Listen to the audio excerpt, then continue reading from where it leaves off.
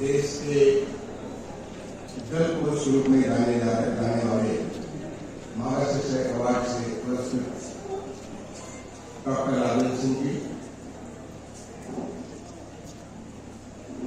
इस रणवीर रंजय महाविद्यालय के अध्यक्ष पूर्व भारत सरकार के मंत्री डॉक्टर संजय सिंह जी,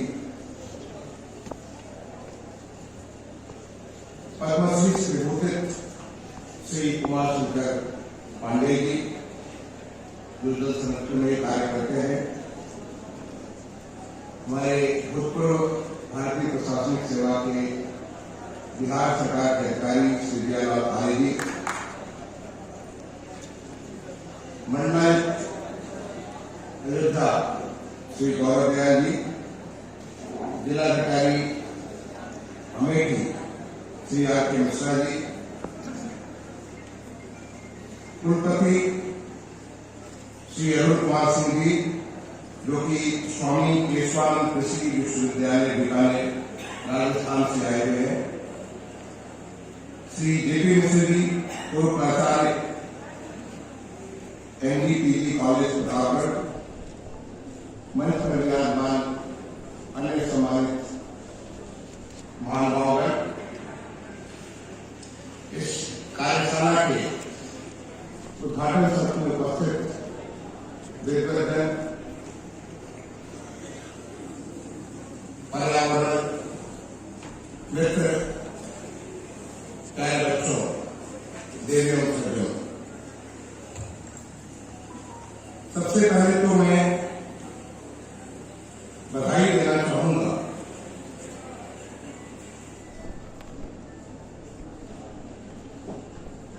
अभी श्री डॉक्टर प्रवीण पांडे जी को, जिनकी एक पुस्तिका जल दर्पण विमोचित की गई, और साथ ही साथ आपने एक राष्ट्रीय स्तर की इतने महत्वपूर्ण विषय पर कार्यशाला का यहाँ पर आयोजन किया।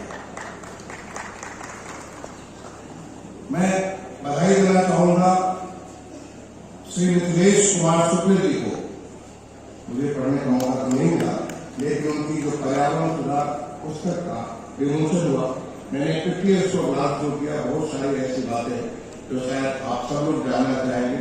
कविता के माध्यम से उन्होंने, एक तो राज्य कर विभाग के वरिष्ठ अधिकारी हैं, उन्होंने इसको आप तक पहुंचाने की कोशिश की है। मैं यहाँ के नेहरू युवा केंद्र को भी बधाई देना चाहूंगा, जिन्होंने अभी लॉन्च किया एक कैंपेन, जो तीसरा कैंपेन है, catch the rain, where it falls where it falls, यानी कैच द रेन, जहां कहीं भी पानी का बूंद पड़ती है, कहीं भी कभी भी जब भी हो, उसको पकड़ने के लिए, जिसको ये हमारे माननीय प्रधानमंत्री जी ने 3-4 साल पहले प्रारंभ किया था जल संरक्षण के बारे में, और एक नई सोच चल के बारे में कि पानी की हर बूंद को हमको पकड़ना है, कहीं भी और कहीं भी, तब जाकर के हम अपने पर्यावरण को सुरक्षित कर पाएंगे। मैं धन्यवाद देना चाहूंगा आपके आयोजकों को कि आपने मुझे यहाँ पे आमंत्रित किया। आपके बीच में राघव जी कह रहे थे कि मुझे आने का मौका नहीं मिला। मैं हर जिले को, सारे 75 जिले को लगातार देखता हूँ, चाहे फिजिकली या डिजिटली, मैं कंटिन्यूअस सबके गतिविधियों पर ध्यान रखता हूँ, आपकी गतिविधियों पर ध्यान रखता हूँ। ये तो ये पानी का प्यार है, जिससे पानी की जो राष्ट्रीय कार्यशाला के बारे में गोपाल भगत हमारे सहपाठी है स्कूल में, और नेहरू युवा केंद्र ने बड़ा अच्छा काम किया। जब उन्होंने मुझे कहा कि राष्ट्रीय कार्यशाला पानी पर होने वाली है, तो मुझे उस पानी की जो मोहब्बत है, जिसके नाते मुझे यहाँ पे उतने खूबसूरत ये जगह पे, मैं नहीं सोच सकता था कि अमेठी में इतना बड़ा 1000 की क्षमता वाला एक ये ऑडिटोरियम हो। धन्यवाद गोपाल मुझे बुलाने के लिए। मैं इससे पहले की जो विमर्श का विषय है जल संरक्षण, उसके बारे में बात करूं। मैं 2 बातें आपसे साझा करना चाहता हूँ। लगभग हर जगह मैं उस बात को कहता हूँ, और मैं चाहता हूँ कि हम हर आदमी के जहन में ये बात आ जाए। जब मैं मंच में बैठा तो मुझे ये बांटने के लिए, मुझे ये बैच लगाने के लिए कुछ लोग आए, मैं बैठ रहा हूँ, मैंने कहा कि कभी बैठ लिया, शायद आपको बुरा लगा होगा कि मैंने आपको गैस लगाने से मना किया, तो मैं इसको यही छोड़ के चला जाऊंगा। मैं क्यों नहीं जाता हूँ? क्योंकि ये मेरा पर्यावरण के प्रति कमिटमेंट है। ये गैस न तो हमको स्पेशल कोई स्टेटस देता है, न कोई हमारी पहचान बनाता है, लेकिन ये निश्चित तौर पर एक कूड़ा को जोड़ता है।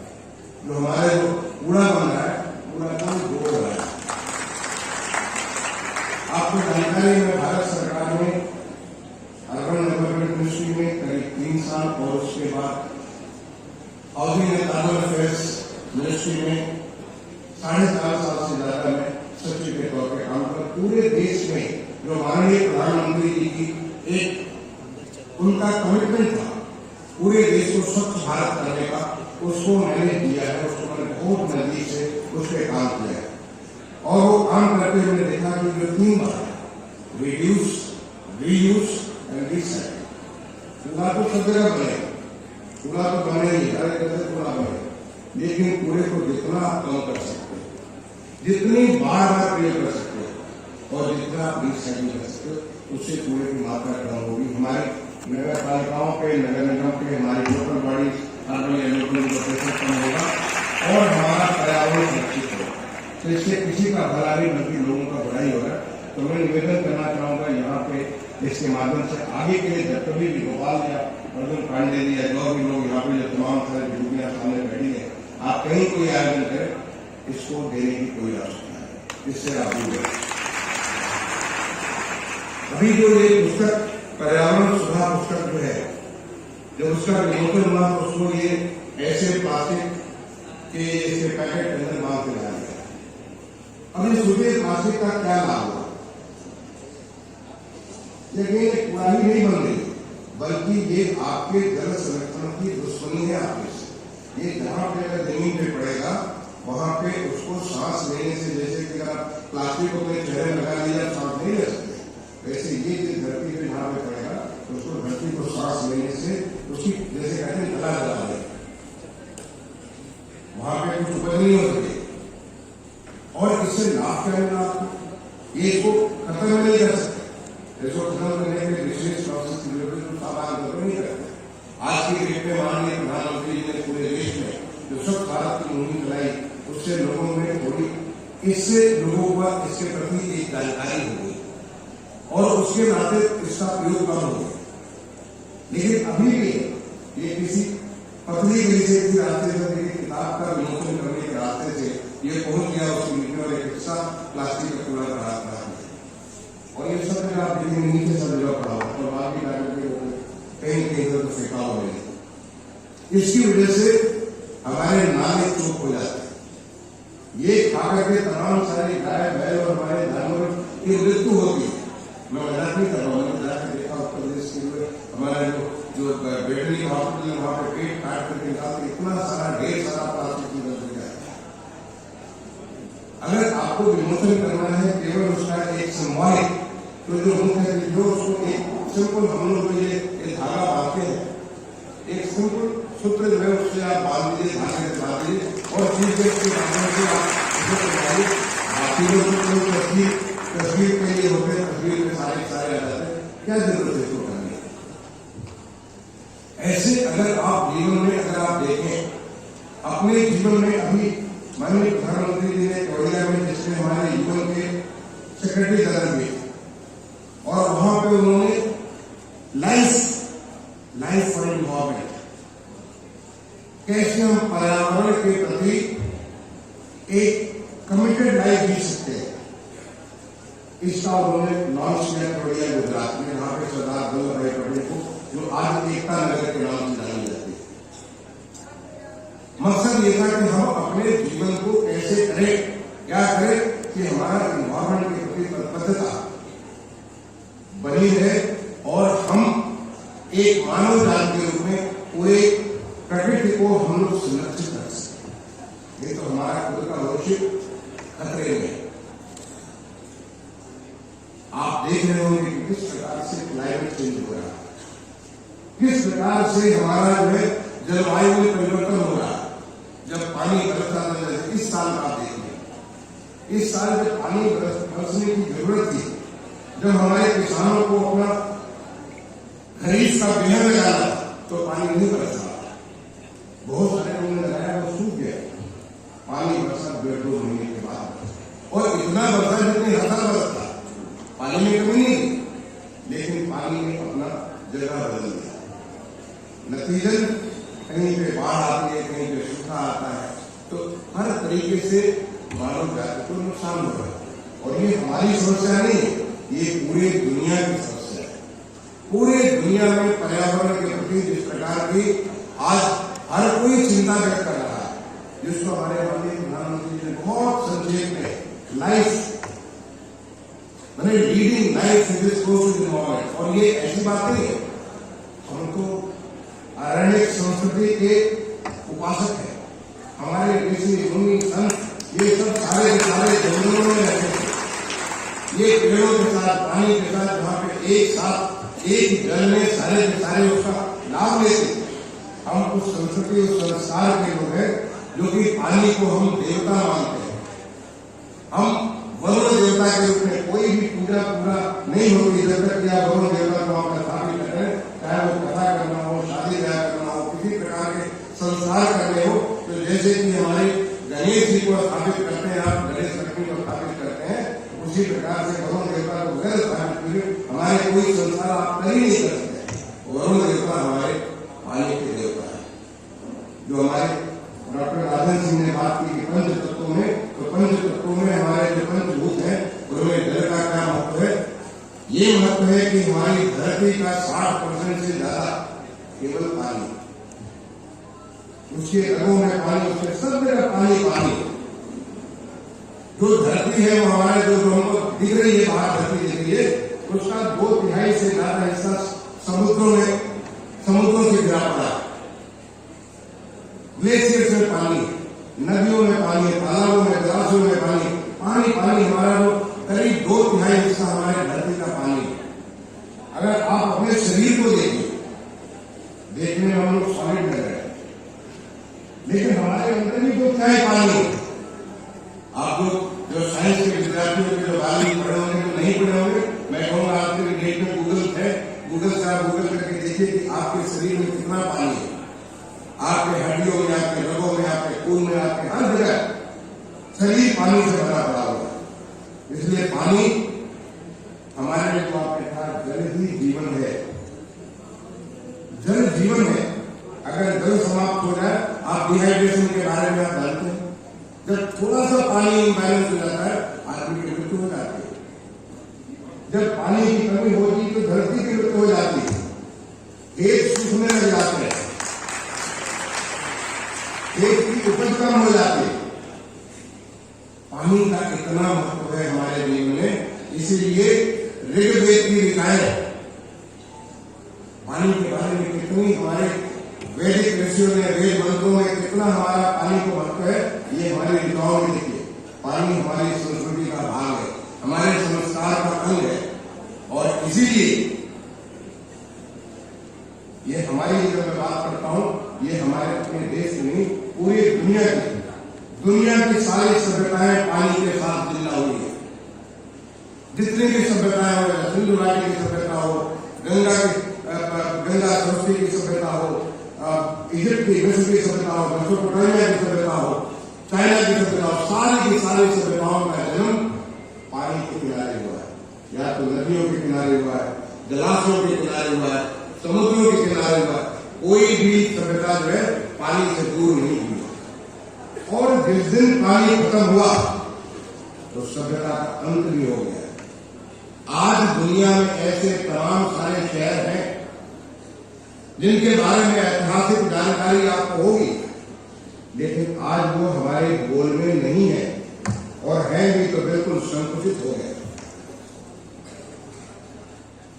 कभी फतेहपुर सिकरी में जब जहांगीर हमारे देश के बादशाह थे, और वहां पे जब यूरोपियंस आए थे तो उन्होंने देख के कहा कि फतेहपुर सिकरी ये जो जगह मुगलों की राजधानी है, ये तो पेरिस और लंदन से भी ज्यादा समृद्ध और सुसंस्कृत है। लेकिन आज फतेहपुर सिकरी कहाँ है आप देखें, क्योंकि पानी ने फतेहपुर सिकरी को छोड़ दिया, प्रतिवर्ष खत्म हो एक छोटा सा नगर पालिका जो कि राजधानी हुआ करता। पानी जो है इतना महत्वपूर्ण है, पानी के बगैर हमारा अस्तित्व ही नहीं है। इसलिए जब हमें डिहाइड्रेशन हो जाता है तो उसके बाद आप जानते हो, मुझे बताने की जरूरत नहीं। और डिहाइड्रेशन हमारा भी हो सकता है, डिहाइड्रेशन पेड़ पौधों का हो सकता है, डिहाइड्रेशन धरती का हो सकता है, सबका हो सकता है। थोड़ा भी बैलेंस हुआ, जहां पर बैलेंस कम हुआ तो उसके बाद चीजें बिल्कुल एक अलग तरीके से विचार करने लगता।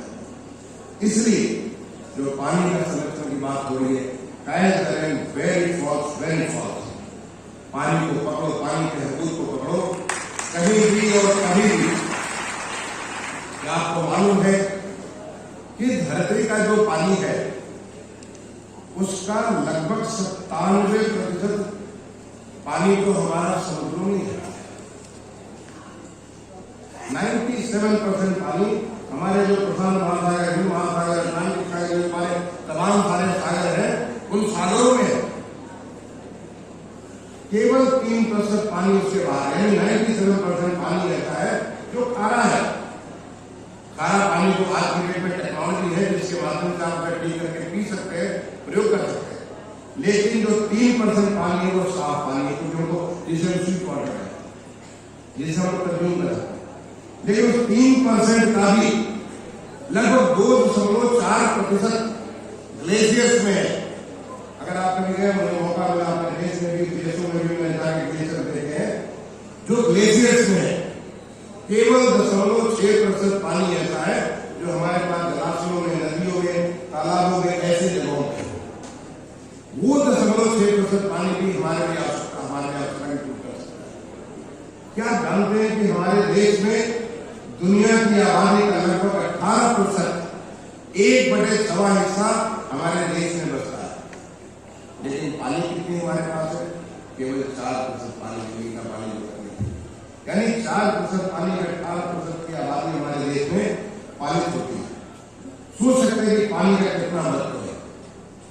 लेकिन अभी जैसे कि आपने डॉक्टर राजेंद्र सिंह ने कहा कि बहुत सारी वाटर गजलर जो इंडस्ट्री है उसको यहाँ नहीं होना चाहिए, वहां नहीं होना चाहिए। हमें जीना भी है और साथ ही साथ हमें इसके साथ भी रहना है, इसको जीते हुए भी रहते देखना है। और जीने के लिए इंडस्ट्री भी आवश्यक है।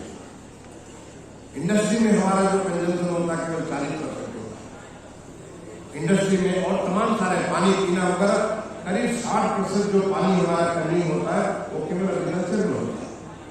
40% में बाकी औद्योगिक और वो जो तमाम सारी गतिविधियां जो हम लोग पानी पीते हैं, जो अन्य किस्म का काम करते हैं, उसमें 40% पानी हमारा खर्च होता है। हम उसके बगैर नहीं रह सकते। आज देश बदल रहा है। आज देश जो हमारे माननीय प्रधानमंत्री जी ने, अगर आपने सुना होगा, 15 अगस्त 2022 को जब वो लाल किले के प्राचीर से पूरे देश को संबोधित कर रहे थे तो उन्होंने कहा आज अमृत काल की प्रथम बेला है और ये अमृत काल अगले 25 साल के लिए, आजादी के जब हम 100 साल मना रहे होंगे 15 अगस्त 2047 को, तो हमारा देश विकसित देश होगा, एक डेवलप नेशन होगा। अभी हम विकासशील देश, हम डेवलपिंग कंट्री है, हम डेवलपिंग से ऊपर उठ करके एक डेवलप कंट्री है। ये लक्ष्य हमारे माननीय प्रधानमंत्री जी ने देश के लिए रखा है। मैंने उनके साथ काम किया, 7.5 साल तक भारत सरकार में एडिशनल सेक्रेटरी के तौर पर काम किया। जानता हूँ कि माननीय प्रधानमंत्री जी जो लक्ष्य रखते हैं उसके पहले ही पूरा कर देते हैं, क्योंकि उनके हर संकल्प में सिद्धि स्वतः निहित होती है। क्या आपने सोचा था कि देश हमारा स्वच्छ हो जाए? जब स्वच्छ भारत की घोषणा उन्होंने उसी प्राचीर से 15 अगस्त 2014 को की थी, तो लोग सोच रहे थे कि कैसे संभव, यहाँ तो गंदगी में रहने की हमें आदत पड़ गई। लेकिन आज वो तमाम सारे लोग जो कि नेशनर्स के, ऐसे तो तमाम सारे लोग जिसके बारे में संदेह करते थे, वो कहते हैं कि कैसे हमारा देश देखते देखते। ऐसा मैं नहीं करता कि बिल्कुल आइडियल आदर्श रूप में पहुंचना, लेकिन आदर्श रूप में भी पहुंचने के रास्ते पे चल चुका है। आज आपको सड़कों पे, रेलवे स्टेशन पे, बस स्टेशन पे, एयरपोर्ट पे, गांव में, शहरों में आपको गंदगी के ढेर नहीं दिखाई देते, और अगर हैं तो साफ होते हुए नजर आए। जब उन्होंने संकल्प लिया कि हर घर को इंसान को, हमारे देश के हर नागरिक को हम मकान देंगे। और कितना बड़ा लक्ष्य, मैं अर्बन सेक्रेटरी के तौर पर लक्ष्य हमारा 1 करोड़ से ज्यादा। दुनिया में कहीं भी इस प्रकार का लक्ष्य किसी ने लेने की हिम्मत नहीं की, कहीं हुआ नहीं। और हमारे यहाँ जब मैं सेक्रेटरी था, हमारे जो जॉइंट सेक्रेटरी कहते थे साहब अभी तक तो हमने पीछे देने कार्यक्रम में 13 लाख हमने सैंक्शन दिए थे और 8 लाख बना पाए, वो भी 12 साल में 8 लाख। और यहाँ 1 करोड़ से ज्यादा मकान हमको बनाने थे केवल 7 साल। आपको बताते हुए मुझे खुशी हो रही है कि उस योजना में हमारे सेक्रेटरी था 1 करोड़ 23 लाख मकान सैंक्शन है। लगभग 1 करोड़ मकान पे काम चालू है और 70 लाख मकान पूरे ही नहीं किए गए। ये वो मकान है जहाँ पे पीने के पानी भी है, वहाँ पे शौचालय भी है, वहाँ पे गैस का चूल्हा भी है, वहाँ पे बिजली का कनेक्शन भी है, हर प्रकार से सुख सुविधाओं के साथ, जिससे कि लोग अपनी जिंदगी को जी सके। ये हमारे माननीय प्रधानमंत्री जी का संकल्प है, तो सीधे सिद्धि के साथ बात। तो आज जो उन्होंने कहा है कि हमारे देश को एक विकसित देश बनाएंगे 25 साल में, तो मैं तो कहता हूँ कि आज पूरे देश को पीछे चल पड़ना चाहिए कि देश को विकसित बनाना और उस संकल्प में सिद्धि है। और उस विकसित देश के लिए कल कारखाने उतने आवश्यक हैं जितने की खेती आवश्यक है, जितने की हमारी और सारी गतिविधियां आवश्यक है, जिससे कि हर नागरिक को उसका जीवन आसान हो सके, जीवन का ऐसा हो सके वो अपने जीवन में जितना कुछ संभव है उसमें जो भी उसमें क्षमता हो, पोटेंशियल हो, उस पूरे पोटेंशियल के मुताबिक उसका लाभ ले सके। तो इसके लिए हमें इंडस्ट्री को रोकने की जरूरत नहीं, हमें वो करने की जरूरत है जिसके माध्यम से हम इंडस्ट्री को भी चलाएंगे और साथ साथ अपने पर्यावरण को भी सुरक्षित रखेंगे। क्या आपको मालूम है जब एक संकल्प लिया गया कि जल जीवन मिशन के माध्यम से पूरे देश में हर घर को नल पहुंचाएंगे, देश का लक्ष्य लगभग 19 करोड़ से ज्यादा घरों में नल पहुंचाने का। अभी लगभग 11.5 करोड़ लोगों को देश में हर घर में नल पहुंचाया जा चुका है। कितनी बड़ी उपलब्धि आप सोच नहीं सकते, जिससे घर में पानी आ जाए, जिससे घर में घर बन जाए, इतनी बड़ी खुशी होगी उसको घर के लिए। अगर हमारे प्रदेश के बारे में आप बात करें, हमारे प्रदेश में जो लक्ष्य हमारा है लगभग 2.16 करोड़ घर में नल पहुंचाने का और उस 2.63 करोड़ पहुंचाने का। अभी थोड़े दिन पहले हमने 75 लाख नल कनेक्शन का भी पूरा किया था। एक महीने पहले हमारे उसका शुरुआत किया गया था और आने वाले अप्रैल में 1 करोड़ पूरे हो जाएंगे और 2024 में सारे के सारे 2 करोड़ 63 लाख हर घर में जल होगा। आप सोच सकते हैं, आप सोचिए बुंदेलखंड में, मैं बुंदेलखंड में पोस्टेड रहा हूं, बुंदेलखंड में जो हमारा लक्ष्य हमारा 7.95 लाख घरों में नल पहुंचाने का, उसमें 6.7 लाख घरों में नल पहुंचाए जाते हैं और पानी जो है हर घर में नल पहुंचाने का। विंध्य क्षेत्र में जिसका लक्ष्य जो है 6.7 लाख था, वहां भी मैं पोस्टेड रहा हूं, सोनभद्र में मैं कलेक्टर रहा हूं। आज वहां पे 3.4 लाख से ज्यादा घर में नल पहुंचा है। ये है, इसके हिसाब से हमें काम करना।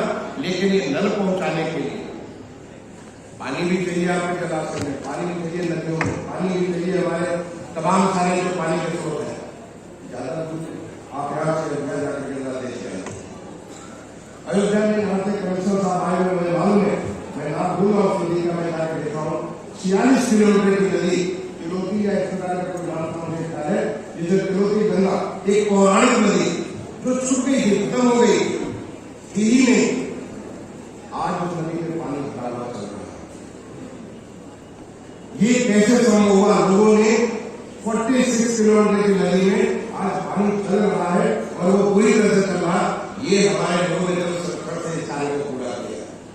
हमारे प्रोफेसर राजेंद्र सिंह साहब बता रहे थे कि वो राजस्थान से आए थे। प्रोफेसर राजेंद्र सिंह साहब को बताना चाहूंगा कि जब मैं अर्बन सेक्रेटरी हुआ करता था जयपुर शहर में, मैं नाम भूल रहा हूं कौन सा नाला कहते थे, वो नाला मरा हुआ नाला, मरा हुआ नाला, पानी तो उसमें दिखता ही नहीं था, केवल उसमें झाड़ झंकार कूड़े यही सब दिखते थे। आज वो जयपुर शहर में द्रव्यवती नदी के तौर पे वो जाना जाता है, और जो पानी नहीं बहता बल्कि तमाम सारे लोगों का वहां पे एक ऐसे जहां पे लोगों की एक्टिविटीज होती है। एक बार संकल्प हो, आज जब हमारे माननीय प्रधानमंत्री जी ने एक लक्ष्य लिया अमृत सरोवर बनाने का, उस लक्ष्य के तहत हमारे प्रदेश को लक्ष्य दिया गया। माननीय मुख्यमंत्री जी ने कहा हर पंचायत में 2-2 अमृत सरोवर बनाए। ये अमृत सरोवर बनाने का मकसद अमृत सरोवर नहीं था, मैं भी ये गांव का रहने वाला हूं, बचपन मेरा गांव में गुजरा है। हमारे गांव में पोखरा हुआ करता था, वो पोखरा सूख गया।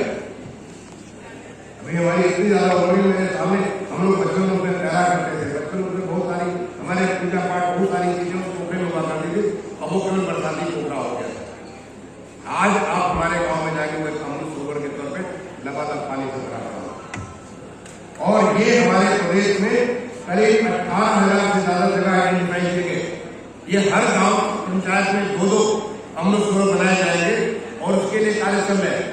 ऑलरेडी 11,000 से ज्यादा हमारे अमृत सरोवर उत्तर प्रदेश में गांव में बन करके तैयार हो चुके, उसमें पानी भरा हुआ। अभी कल ही में था वहां पे दूसरे जनपद में, वहां में अमृत सरोवर देखने गया। जिस किसी जनपद में मैं जाता हूँ वहां पे वो लोग, वहां के जिलाधिकारी, वहां के मुख्य विकास अधिकारी मुझे अमृत सरोवर ले जाकर दिखाते हैं कैसे अमृत सरोवर में पानी भरा है, पानी का संरक्षण भी हो रहा है, एक कम्युनिटी के रहने की जगह भी हो रही है। ये भी एक कार्यक्रम है जिसके माध्यम से बहुत सारा जल के संरक्षण ही नहीं बल्कि जल के प्रति हम सबका एक अवेयरनेस बिल्ड करना। हम निगेटिविटी के तरफ नहीं रह सकते, हमें पॉजिटिव सोच उस जल का, जल को अपने आप में वरुण देवता का अपने आप, हर नदी को हम लोग मां के रूप में जानते हैं। गंगा माता, सरजू माता यहाँ पे बहुत दूर नहीं है। हम सारी नदियों को, 1-2 नदियों को छोड़ दें, सबको हम लोग मां के रूप में देखते हैं, क्योंकि वो कोशिश करती हैं, हमारी सभ्यता को कोशिश करती है। तो नदियों में पानी वापस आ जाए। नमामि गंगे परियोजना के तहत हमारे प्रदेश में लगभग 1800 एमएलडी सीवर प्लांट बनाया जा रहा है, और सब पे काम चालू हो गया। काफी कुछ हमारा बन भी चुका है, 500 से ज्यादा एमएलडी का पानी हमारा जो इसका सीवर का प्लांट बन चुका है, जिससे कि जो नदियों में जो सीवर का पानी गिरता है, अगर वो सीवर का पानी गिरना बंद हो तो उसका जो उसमें जो एलिमेंट्स है, जिसके नाते वहां पे तमाम किस्म की चीजें पैदा होती हैं, और उसके नाते पानी की धारा बंद होती है, पानी का टोटल आपका वो नदी का रूप ही बदल जाता है, वो खत्म हो, और वो नदी एक अनवरत नदी के रूप में वो चलती रहे। लोगों को जो सदियों से जो उसको लोगों को पालती रही है, वापस उसी प्रकार से पालती है। इसके लिए पूरे प्रदेश ही नहीं, पूरे देश में काम कर रहा है। हमारा प्रदेश इसमें काफी आगे बढ़ करके काम कर रहा है। एक कॉन्सेप्ट पीछे जो गंगा अथॉरिटी है, उसकी जो बैठक में माननीय प्रधानमंत्री जी ने एक लक्ष्य दिया था अर्थ गंगा के बारे में। अर्थ गंगा यानी गंगा को लेकर के किस प्रकार से आर्थिक गतिविधियां बढ़ा सकते हैं। आपको मालूम है अर्थ गंगा के तौर पे कितने सारे कार्य हो रहे हैं, किस्म किस्म के कार्य हमारे प्रदेश में, पूरे देश में हो रहे हैं। और वो अर्थ गंगा केवल गंगा ही नहीं बल्कि गंगा की जितनी कोशिश करने वाली नदियां हैं, हर नदी के ऊपर काम हो। जैसे कि उसकी नदी के 5 किलोमीटर के दायरे में प्राकृतिक खेती, आपको पता होगा नेचुरल फार्मिंग के किसी प्रकार के फर्टिलाइजर का, केमिकल फर्टिलाइजर का प्रयोग नहीं होता, किसी प्रकार के केमिकल पेस्टिसाइड्स का प्रयोग नहीं होता। वो नेचुरल फार्मिंग, जिससे कि अगर उसका पानी भी जाए तो नदी को प्रदूषित न करे। इसको लेकर के वहां पे प्लांटेशन, दोनों तरफ प्लांटेशन, दोनों तरफ पर्यटन की एक्टिविटियां, दोनों तरफ हाट बाजार, लोगों के तमाम सारे आमोद प्रमोद, लोगों के घूमने टहलने की ऐसी अर्थात ऐसे तमाम किस्म के उद्योग जो कि वाटर को पॉल्यूट न करे, ऐसे उद्योग, इस प्रकार से तमाम सारी चीजें अर्थ गंगा के माध्यम से कार्यक्रम चल रहे, और इसके माध्यम से हम उससे दूर नहीं हो सकते। आपको पता है कि हमारे प्रदेश में जब बारिश का मौसम आता था, बाढ़ से कितने इलाके में कितनी सारी तबाही होती थी। आप देख लीजिए जरा पीछे का, जो आप 8 साल 10 साल पहले 7 साल पहले जाकर के दिखाइए कि जब बारिश का मौसम होता था कितनी तबाही होती थी। आज हमारे प्रदेश में बाढ़ से मुक्ति के लिए नदियों को सफाई करके, नदियों के तलहटी को सफाई करके, नदियों पे इस प्रकार के बंदे लगाकर ऐसे तमाम सारे कार्यक्रम, और वो भी बड़े एडवांस है। जैसे मैं रिव्यू करता हूँ, ऑलरेडी हमारी बहुत सारी जिन नदियों में जहाँ बाढ़ का डर होता है, ऐसे वल्नरेबल पॉइंट्स उसके ऊपर काम करना है, जिससे कि हम अगर बाढ़ नहीं आएगी तो उसके माध्यम से हम उतने सारे खेत को बचा सकेंगे, उतने सारे लोगों की जीवन को बचा सकेंगे, इतने सारे जानवरों को बचा सकेंगे। इसके ऊपर प्रदेश में काम चल रहा है। तो पानी की जो विभीषिका है, एक तरफ पानी हमारी आवश्यकता है और दूसरी तरफ पानी की विभीषिका है, उस विभीषिका से हम किस प्रकार से बच सकते हैं। आज अटल भूजल योजना पूरे देश में चल रही है। 7 राज्य चुने गए, उन 7 राज्यों में हमारा प्रदेश भी चुना हुआ। हमारे प्रदेश के 26 जनपद, 26 विकासखंड, जो 10 जनपदों में 6 तो हमारे बुंदेलखंड है और 4 हमारे पश्चिम उत्तर प्रदेश के जनपद है, वहां पर अटल भूजल योजना हमारे यहाँ चल रही है। और इस अटल भूजल योजना का एकमात्र उद्देश्य है, जैसा कि प्रोफेसर राजन सिंह जी कह रहे थे, लोगों को पानी के साथ जोड़ना। जन सहभागिता के माध्यम से पानी को कैसे संरक्षण कर सके, कैसे जन सहभागिता के माध्यम से आप जहां कहीं पानी है उसको आप रोके और उससे हमारे एक्विफर को आप रिचार्ज कर सके, उसे रोके आप उसका प्रयोग कर सके, कैसे उसके हर पानी के कैसे हर ड्रॉप को मोर ड्रॉप, कैसे ज्यादा अधिक से अधिक आप ड्रॉप पैदा कर सके, ऐसी नई नई टेक्नोलॉजी ला सके, इसके बारे में तमाम सारे काम हमारे पूरे प्रदेश में इसके ऊपर चल रहे हैं। अभी आपको मालूम होगा कि G20 के माध्यम से जो दुनिया के जो 20 जो सबसे शक्तिशाली देशों का नेतृत्व करने के बाद प्रदेश, हमारे देश को ये मौका मिला। उस मौके पे हमारे प्रदेश में भी कुल 11 लोगों की बैठकें अलग अलग हो रही है। हाल में आगरा में बैठक हुई, अभी लखनऊ में बैठक हुई, आगे चल करके बनारस में बैठक हुई, नोएडा में बैठक हुई, अलग अलग बैठकें हमारी जो पूरे दुनिया के लोग आएंगे, उनके सामने जल संरक्षण के बारे में हम लोग क्या काम कर रहे हैं, कैसे हम लोग जल को बचा रहे हैं, जल संरक्षण के बारे में क्या क्या काम कर रहे हैं, ये सारी बातें उनके सामने जाएंगी। तो हमें जो हमारी संस्कृति है, हमारी संस्कृति और हमारा जो हमारे देश की जो चिरातन, जो सनातन संस्कृति है, जो पूरी जल के साथ जुड़ी हुई है, उसको हम लोग कैसे सुरक्षित करते हुए अपने भविष्य को कैसे सुरक्षित कर सकते हैं, ये हमें देखने की बात है, ये हमें सोचने की बात है। और इसके लिए भारत सरकार के द्वारा तमाम सारी योजनाएं चलाई जा रही, जिनके बारे में जिनका जिक्र मैंने नहीं किया, ज्यादातर उन योजनाओं का जिक्र किया जो रूरल एरिया में चलाई जा रही है। अगर आप अर्बन एरिया में अमृत का जो program, Atal mission for rejuvenation of urban transformation and urban transformation, Amrut योजना का लक्ष्य जो हमारे पिछले हुए 500 साल से जिनकी आबादी 1 लाख से ऊपर थी, उन्हें हर घर को जल पहुंचाने का। लेकिन उसके बाद जो अमृत 2.0 बना, जो पिछले साल 2021 पिछले साल 2021 के 1 अक्टूबर को माननीय प्रधानमंत्री जी ने लॉन्च किया, उसका लक्ष्य रखा गया वाटर सिक्योर सिटीज। ऐसा कार्यक्रम जिससे हम अपने सभी शहरों को वाटर सिक्योर बनाए, उनको हमारे भूगोल से मिटने से बचा ले। जिस दिन वो वाटर इनसिक्योर हो जाएंगे, वो भूगोल से मिट जाए। और ऐसे सैकड़ों लाख वाटर सिक्योर सिटी करने के लिए कैसे आप रूफटॉप हार्वेस्टिंग कर सकते हैं, कैसे आप बंदे बना करके अपने शहर में पानी को रोक सकते हैं, कैसे जो पानी हो उसी को कैसे रीयूज रिसाइकिल कर सकते हैं, कैसे एसटीपी का वाटर है, एसटीपी के वाटर को कैसे इस लेवल का ट्रीट करते हैं। आज हमारे देश में टर्सरी ट्रीटमेंट प्लांट बना हुआ है, खुद चेन्नई में टर्सरी ट्रीटमेंट प्लांट, जो सीवर का पानी आया उससे निकलते हुए पानी को मैंने पिया। हमारे साथ वहां के तमिलनाडु गवर्नमेंट के मंत्री जी, हमने सबने पानी में एक सीवर का पानी आया और दूसरे का वो पानी जो निकल रहा है वो इतना शुद्ध है, जो कि आपका जो पानी पीते हैं, जो इससे बिस्लरी वाटर जो आप पीते हैं, रिफाइंड वाटर आप पीते हैं उससे भी बेहतर क्वालिटी है। यानी पानी को आज पानी अपने आप में जो जगह जगह अर्बन एरिया में उस पानी को ट्रीट करके कैसे हमारी जो और आवश्यकताएं,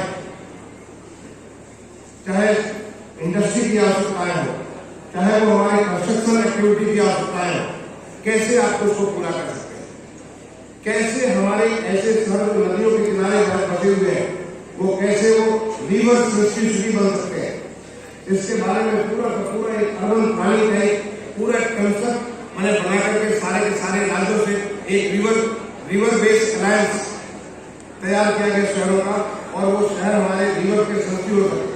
अभी जो शहर बिल्कुल रिवर पे है तो रिवर के पास आप क्या करें जिससे कि हमारे रिवर को नुकसान न होने पाए। ऐसे तमाम सारे कार्यक्रम जो है, ऐसे तमाम सारे कार्यक्रम जो पानी को लेकर के वहां पर हो रहे हैं।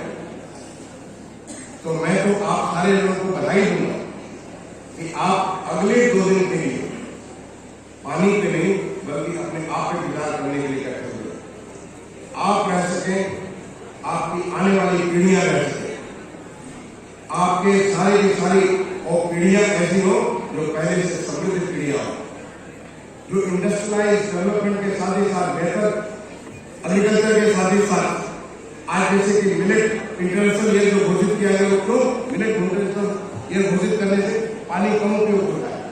ऐसे पानी के कम उपयोग करने वाले तमाम किस्म के जीन्स हैं जो क्रॉप डाइवर्सिफिकेशन के बारे में बात होती है। इस प्रकार की चीजें करने से हमारी आने वाली पीढ़ियां उनको बेहतर स्वास्थ्य हो, समृद्ध हो और बेहतर हमसे कर सके, इसके लिए पानी बहुत आवश्यक है। और उसी विषय पे चर्चा करने के लिए, उसी विषय पे घंटा से समझने के लिए आप अगले 2 दिन के लिए यहाँ बैठे हैं। मैं आप सारे लोगों को इस सत्य कार्य के लिए, इस अच्छे कार्य के लिए जो ईश्वर का कार्य है, उस कार्य को करने के लिए मैं आपको शुभकामनाएं देता हूँ।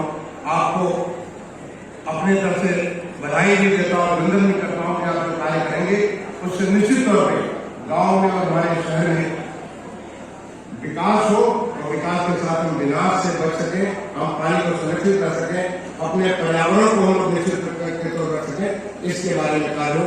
मेरी बहुत बहुत शुभकामनाएं। धन्यवाद। जय बहुत बहुत धन्यवाद।